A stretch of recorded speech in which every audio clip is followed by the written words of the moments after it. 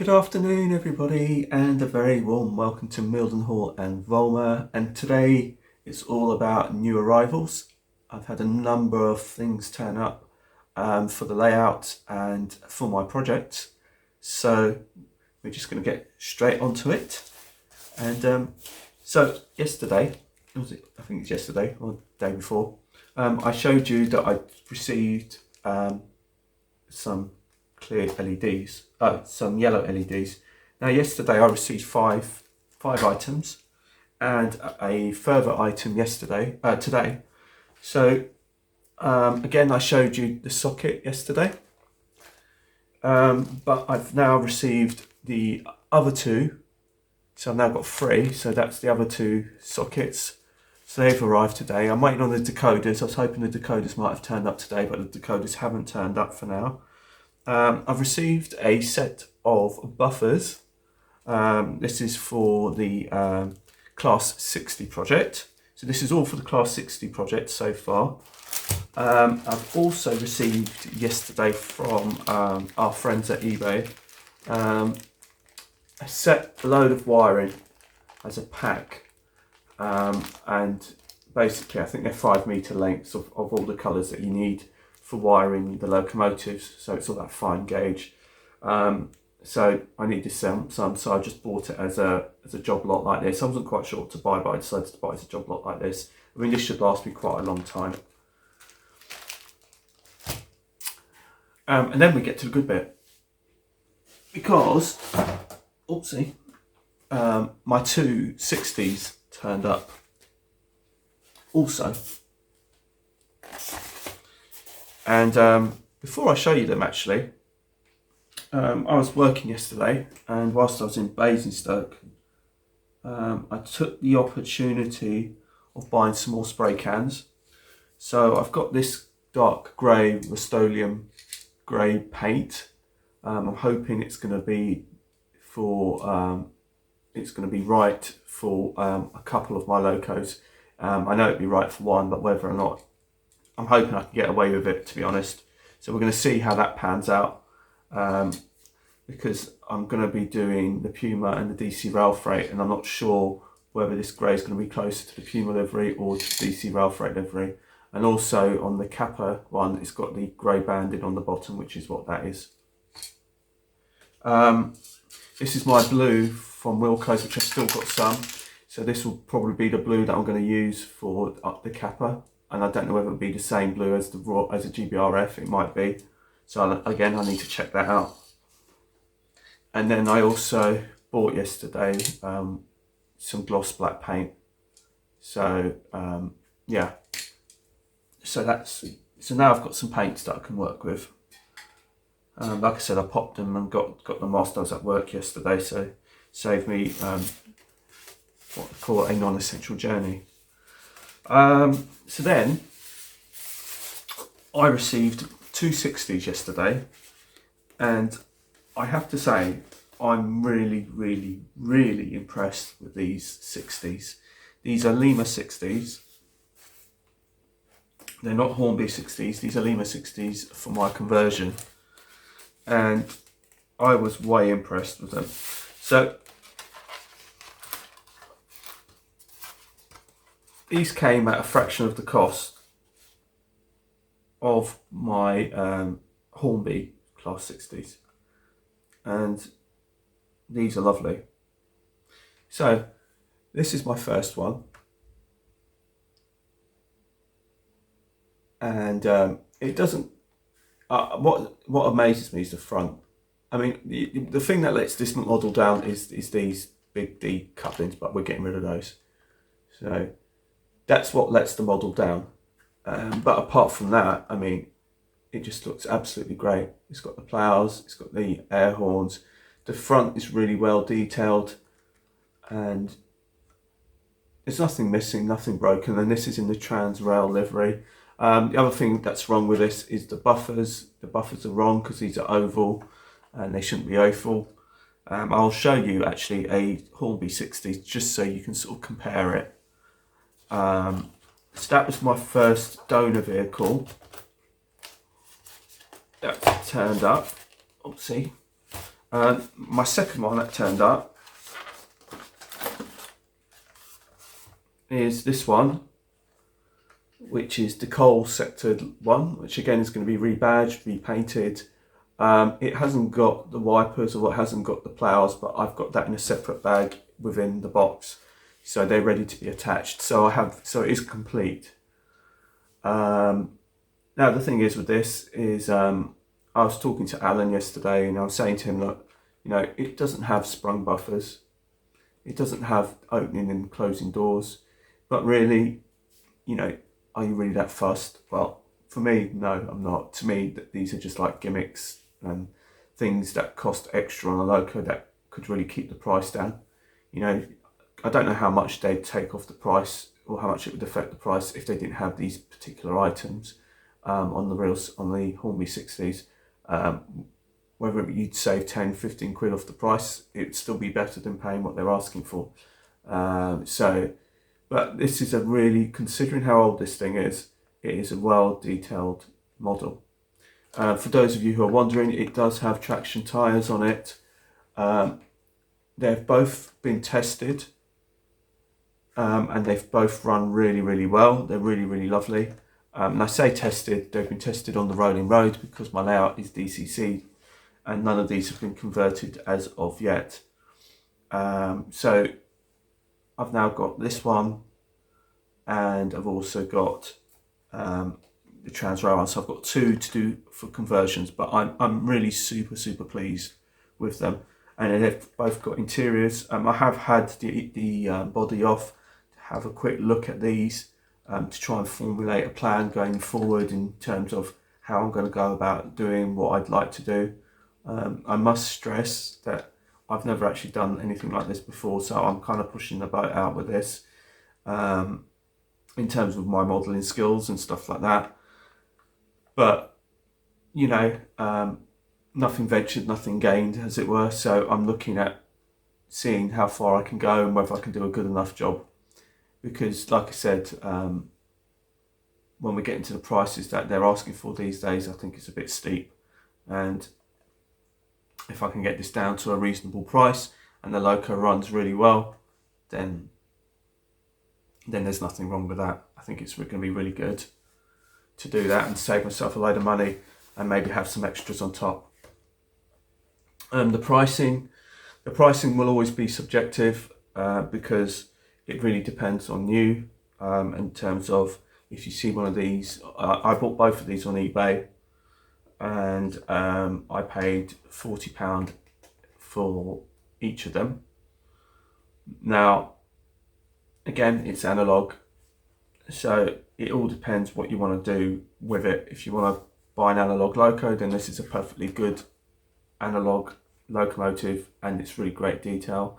But like I said, the price will always be subjective, because some people might be happy just to take it straight out of the box, stick it straight in the layout and run it, and other people will want to maybe convert it to DCC, maybe take the couplings off, maybe change the buffers.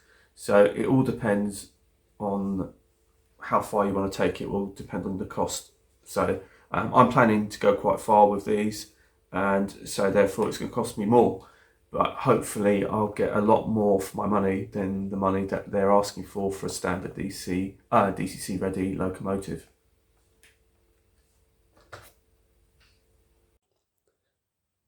So here in front of you is my Hornby super detailed DB Schenker class 60 on the right, and the Lima sectored coal sectored 60 on the left.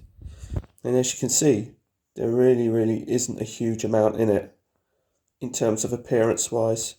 The buffers, as you can see here, are more rectangular. These are oval, but that's pretty much it. If you look at the roof, the roof is pretty much identical, not too far off. The sides isn't quite as detailed, but not too far off. So I don't know if I can do this. Hang on a second. You can have a good look at the sectorization.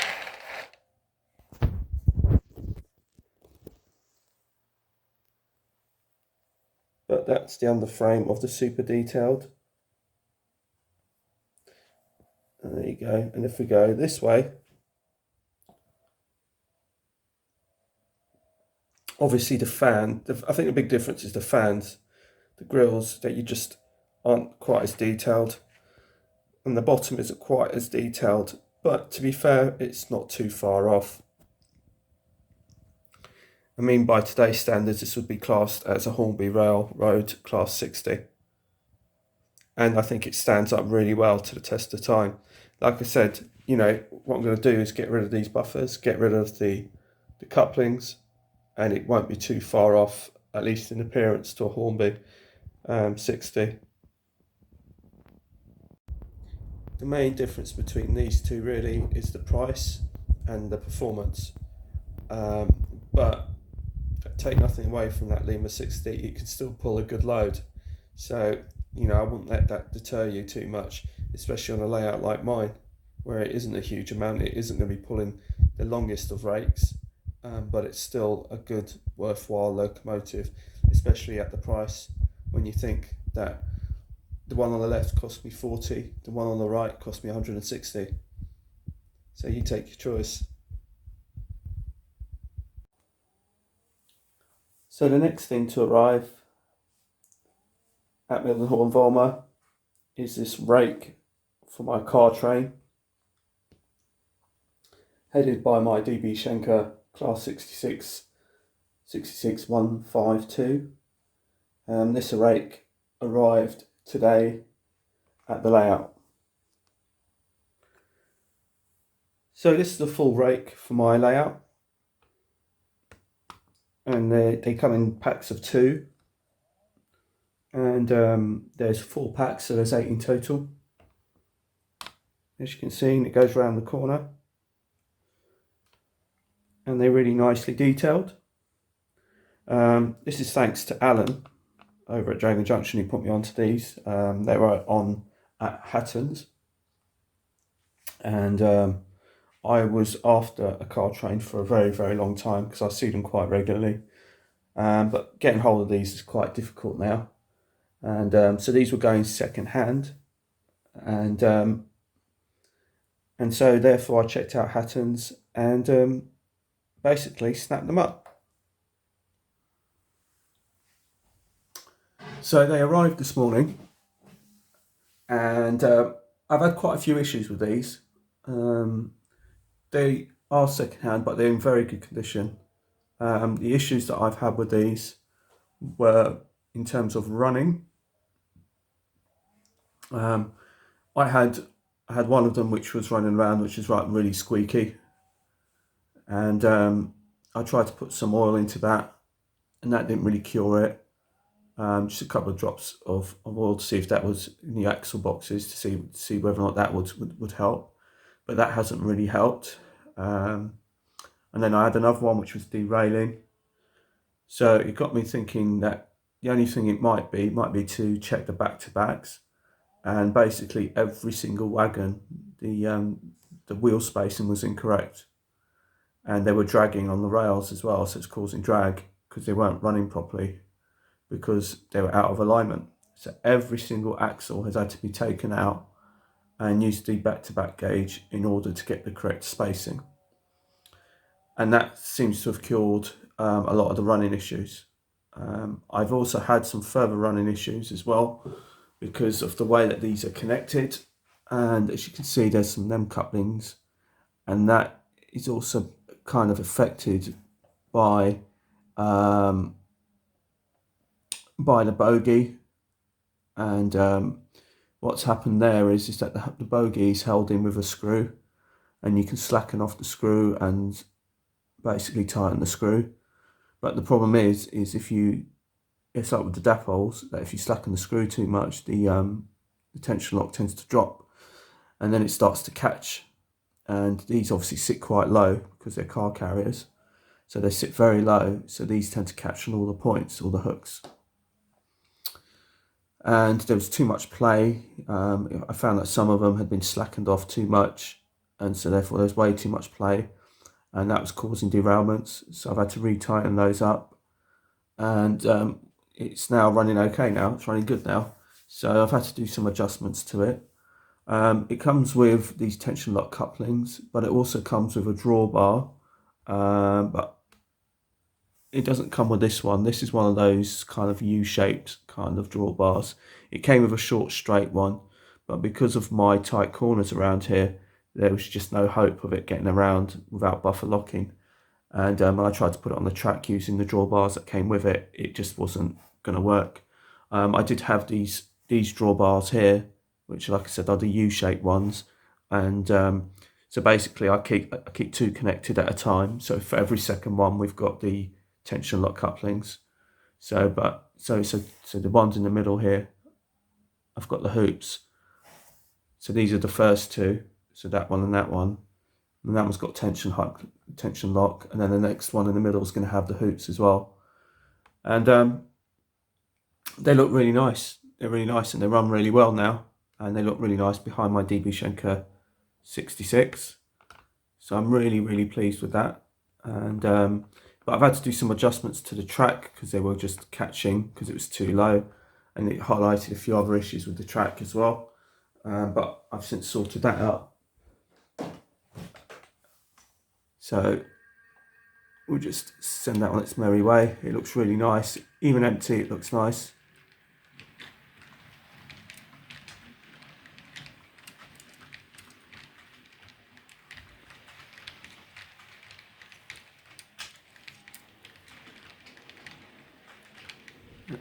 And away it goes.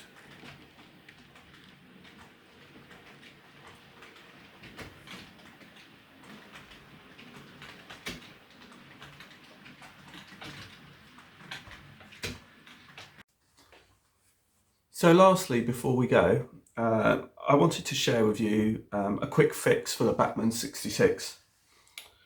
It only came to light because now you don't necessarily need to do this, to be fair. Nobody really needs to do it unless it really, really affects you, and it actually affects me, so that's why I've done it. A little while ago, I did say that I was going to show you a quick fix for the Bachmann 66, and I actually forgot to tell you. So today I'm going to do it because I need to do it to this one. Basically what it is this is a little air dam, and the air dam goes on the front. The problem is, because of my tight curves, basically the end of the bogie catches on the air dam, and that in turn derails the train. And if you can sort of see how right up against, it's almost flush against the end of the chassis. And so that means when you put the air dam on, that gets caught on the air dam.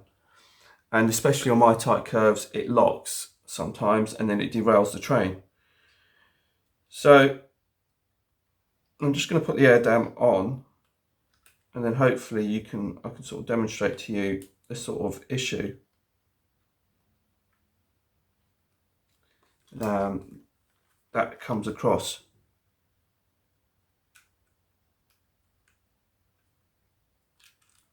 See, it's like this one doesn't want to go in.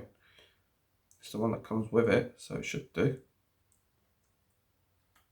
Right, so there you go. That's on,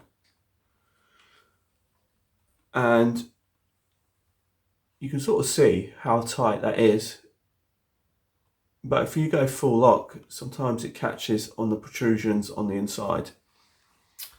And the only way you're going to find that out is if the train actually derails as it's going around the corner. You might not have to do it to all of them, but I found that on a few of my Bachmanns 66s, that in order for them to get around my tight curves to give it the full swing, you just have to basically take the edge off of that. And the way you do that is to basically use a file. So I'm going to drop you down a bit, and we're going to see if I can sort of do it in such a way that I can demonstrate it to you on camera. I don't know whether this is going to work or not, because I really need to see it myself. But basically you're just running that backwards and forwards, and just basically just taking the edge off.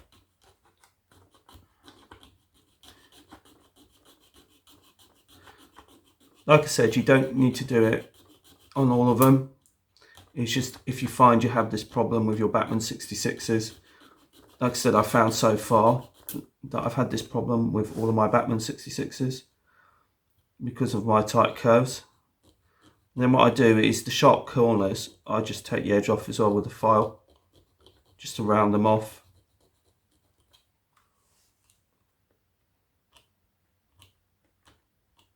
And then that will alleviate any problems that you might have. Like I said, you might not need to do it to all of them. It doesn't actually, if you don't put the air dam on, you won't have this problem, because I don't have this problem. It only came to light when I got my Hatton 66 because it had the air dam, and I started fitting the air dams to all my Bachmanns. But then I found that virtually all of them derailed on my tight corners. I couldn't work out why they were derailing at first, and then I realised that when I took the air dam back off, it wasn't derailing anymore, so it was catching on these little protrusions. And like I said, the way to alleviate that is just to file off the end to a point. You might not need to do it too much, but it's just a bit of trial and error. So like I said, if you've got kind of tight curves and you want to fit the air dams and you find out that they derail, it might just mean that you just need to just take a little bit of this back. Just take. I don't cut it off, I just file it back just enough so you can still use it. And so that's what I do. And then after you pop that back on, and then that should be good as gold. And I do it on the side where the driver is. And yeah, there he is. From it there, I thought I did it on the wrong side. There he is. So now the air dam is on the loco, and that loco is now ready to go back into service. So that should cope with my second radius curves with no problem at all.